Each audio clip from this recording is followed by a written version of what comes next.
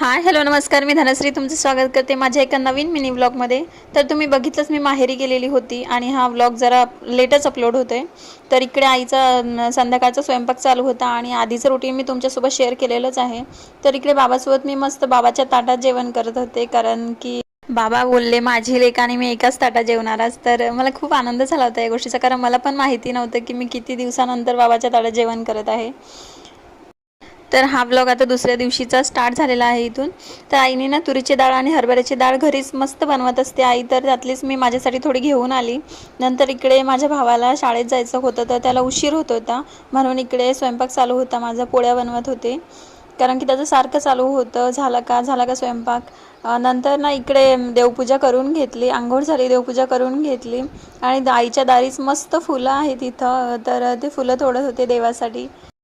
अशी बाहेरची अंगणातली फुलं तोडायला खरंच खूप भारी वाटतं. तर चला भेटूया छोट्याशा मिनी व्लॉगमध्ये.